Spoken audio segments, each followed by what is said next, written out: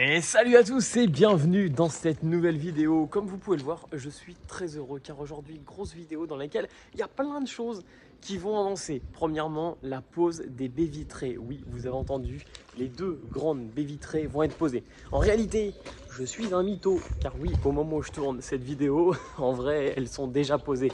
Je n'avais pas encore justement fait les plans de début de vidéo comme je suis en train de vous faire. Mais je vais vous laisser avec les images dans un instant en vous expliquant un petit peu ce qu'ils ont réalisé. Comme je l'avais dit, ça a été posé tout simplement par des professionnels, hein, c'est leur métier. C'était beaucoup plus intéressant financièrement de le faire poser plutôt que je le pose moi-même. Les autres menuiseries, on n'est pas sur du sur-mesure, donc là je vais les poser moi-même. Sur cette partie-là, vu la taille des menuiseries, honnêtement, je m'en sentais pas forcément trop capable. C'est compliqué, je trouve, de bien caler, bien régler. Là, ils sont venus me l'installer. Et comme je disais, pour en revenir au côté financier, effectivement, le faire poser, on avait de la TVA à 5%. Si on le posait nous-mêmes, on avait de la TVA à 20%. Et en réalité, je crois qu'il y avait une différence de 200 ou 300 euros, même pas, pour la pose donc, des baies vitrées. Donc clairement, pourquoi s'en priver? Le seul petit bémol, c'est qu'on a également cette double porte-fenêtre qui se trouve juste ici, qui ne sera pas posée. Et en fait, pourquoi? Car il y a eu une erreur dans ce qu'on a choisi ou dans ce qu'on a déterminé avec justement le magasin. Donc je ne sais pas à qui la faute. Honnêtement, ils prennent 50% à leur charge et il nous reste plus que 50% à notre charge pour pouvoir modifier cette porte, car à la base, on voulait une porte-fenêtre. Quand on a demandé une porte-fenêtre, pour nous, ça semblait logique qu'il y ait une poignée de chaque côté. Et à vrai dire, il n'y a pas de poignée de chaque côté. Il y a une poignée que de l'intérieur, comme une fenêtre. Donc si on devait poser cette porte-fenêtre, on ne pourrait pas accéder dans le bâtiment par l'extérieur. Et nous, ce qu'on veut, c'est pouvoir entrer et sortir de ce bâtiment par cette porte. Donc là, ça posait problème. Donc ils vont venir la récupérer et ça repart en fabrication. Donc on a un petit peu de délai sur ça. Mais en tout cas, pour le reste, tout s'est bien passé. Bon, je vous laisse avec les images de la pose. Vous allez voir, ça change vraiment tout. La façade de la maison n'a plus rien à voir. Ça fait vraiment plaisir. Et après, une fois qu'on aura fini les baies vitrées, on pose de la tuile. Et même plus encore, on pose de la tuile directement sur le toit avec le télescopique. Donc ça va avancer, peut-être même que dans cette vidéo, toutes les toitures seront finies. Baies vitrées plus toiture, ça serait vraiment génial.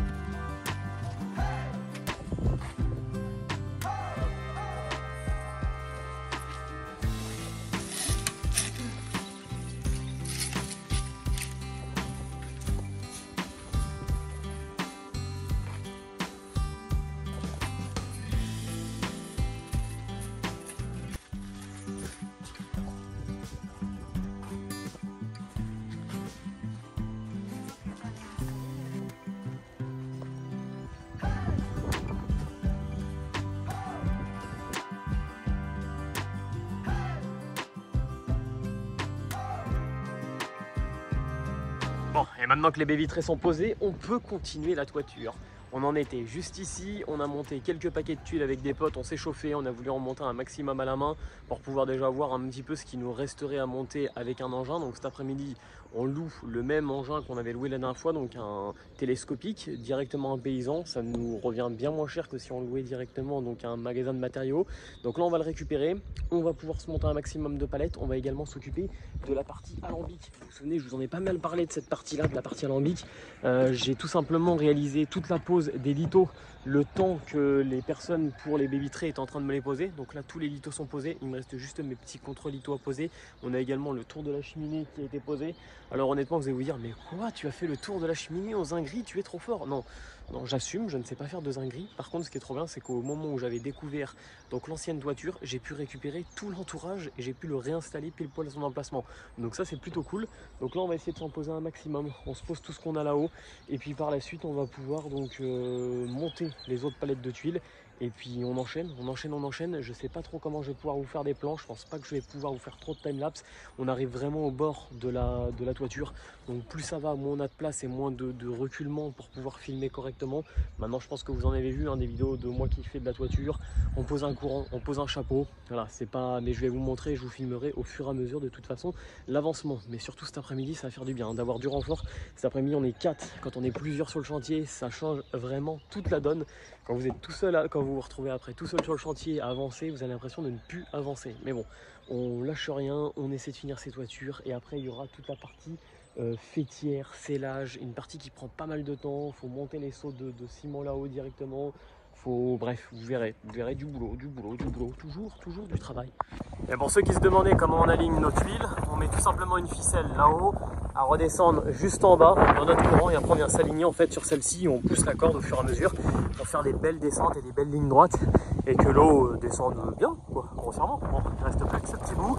Là on essaie d'en poser un maximum pour voir ce qui nous restera à poser quand le manuscopique arrivera et puis on enchaîne.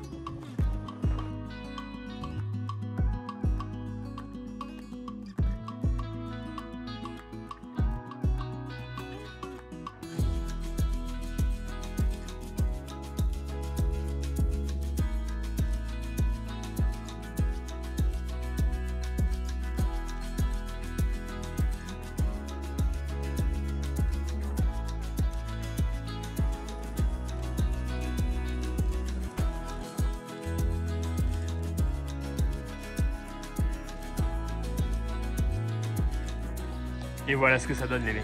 Toutes les tuiles sont montées sur cette toiture et également les tuiles de l'autre côté, côté maison.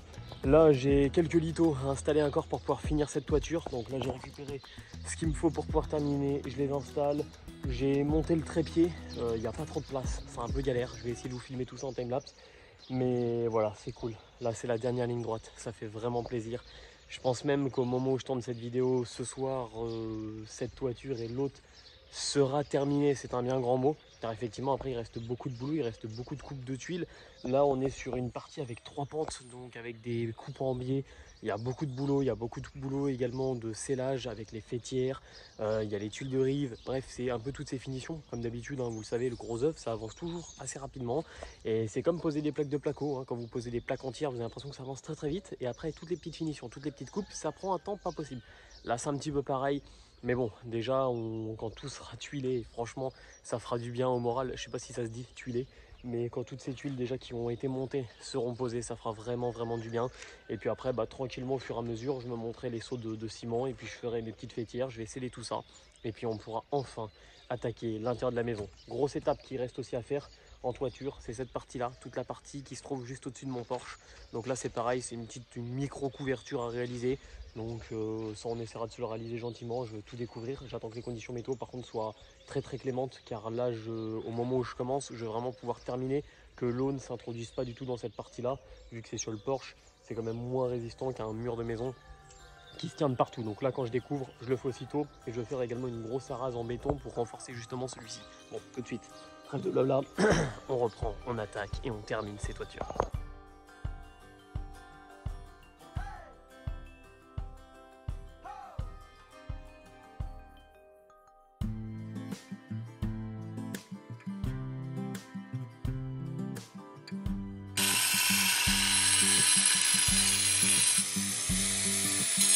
On l'a fait les mecs, on l'a presque fait.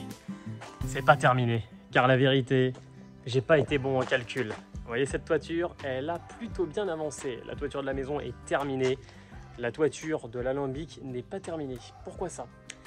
Car j'ai tout simplement trop entreposé de tuiles sur celle-ci. Alors c'est pas grave, de toute façon je vais en avoir besoin pour la partie du porche. Donc cette petite partie justement que j'ai découverte, je suis venu enlever toutes les tuiles, j'ai commencé à les sceller une par une, beaucoup de boulot là, énormément de travail, car il faut les sceller une à une. Donc là, maintenant que j'ai découvert, je vais pouvoir sceller les prochaines tuiles.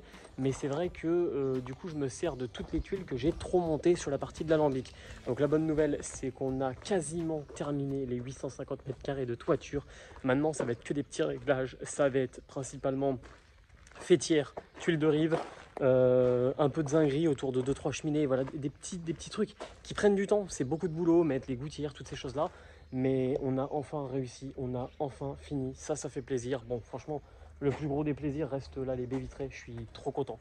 Je suis vraiment trop content. Ça rend vraiment trop bien. N'hésitez pas à me dire ce que vous en pensez en commentaire. Mais je trouve que le contraste entre la pierre, le grès anthracite, le bois pour l'instant, bon, qui n'est pas encore très joli, mais à terme, quand on aura les bois de la même teinte que cela, je pense que ça va vraiment bien rendre, ça va vraiment être assez uniforme. Par la suite, il me restera plus que le pigeonnier à réaliser comme toiture. Honnêtement, je ne vais pas le réaliser tout de suite. Je pense que je le réaliserai vraiment par la suite quand on aura terminé la maison, enfin au moins les parties qu'on veut habiter rapidement. Ça presse pas, c'est une partie qu'on n'habite pas. Par contre, la petite question que je me pose, et vous pourrez sûrement me le dire en commentaire, j'hésite à le mettre tout simplement en ardoise. Car comme vous le savez, donc on a de la pierre, on a de la tuile, et on a donc, comme je l'ai dit, les menuiseries qui sont gris anthracite. Donc on a vraiment 3 couleurs essentielles en fait sur la totalité de la bâtisse. On aura un peu de végétation. Et ce que je veux dire, ce qui pourrait être sympa pour faire un rappel aux menuiseries qui sont gris anthracite, pourquoi pas mettre de l'ardoise qui, elle, retaperait tout simplement donc toutes les parties qui sont en menuiserie gris anthracite. Donc c'est une question que je me pose, n'hésitez pas à me dire ce que vous en pensez en commentaire. Par contre, ce que je me pose également comme question, c'est qu'il va falloir que je répare cette grosse fissure. Le pigeonnier est littéralement en train de tomber en morceaux, donc par la suite, il faudra entièrement que je le reprenne. Le plus simple va être de descendre les pierres et de les remonter. Donc je vous laisse imaginer le boulot de fou que ça va être, mais pas le choix, sinon il s'effondrera par la suite. Donc là, si on veut vraiment faire les choses bien, on le descendra de cette manière-là. Honnêtement, je ne sais pas quand je vous filmerai ça. Je pense que je suis pas prêt de vous le filmer. Ah, et je tenais à vous montrer, regardez. Franchement, ça c'est grâce à vous les mecs. Ça c'est vraiment, enfin les mecs, c'est pas que pour les mecs, hein, bien sûr, c'est pour tout le monde, tous ceux qui nous regardent, mais c'est une petite expression que j'emploie souvent.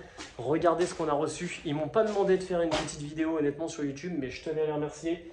Virchien qui nous a envoyé nos toilettes suspendues. Et ça, c'est exclusivement grâce à vous, car c'est parce que vous nous suivez jour après jour qu'on a aujourd'hui des collaborations comme ça avec certaines marques. Donc merci à eux. Honnêtement, franchement, c'est vraiment top. Donc je suis super content. Ça va nous faire des petites économies. Car mine de rien, peut-être qu'on avait mal calculé le budget, mais c'est vrai qu'au fur et à mesure où le projet avance, on se rend compte que ça va être assez difficile de bien arriver à aller jusqu'au bout. On est obligé de faire attention, de faire certaines économies sur certaines parties de la rénovation. C'est un chantier colossal, hein, mine de rien. Peut-être que j'avais sous-estimé la chose. Après, voilà, on lâchera rien. On la finira, cette maison, quoi qu'il arrive. On la partagera, quoi qu'il arrive. Vous la verrez. Si vous voudrez avoir, vous la verrez. De toute façon, cette maison finie. Mais il reste encore pas mal de boulot. C'est vrai qu'il y a des fois où je me dis, bon, ça fait plaisir. On en a fait, mais le chemin est encore long. Mais bon, en tout cas, je vous remercie d'avoir regardé cette vidéo jusqu'au bout. Vous connaissez la chanson, n'hésitez pas à vous liker, commenter, vous abonner, ça soutient énormément. Et puis, on se retrouve la semaine prochaine pour une nouvelle vidéo.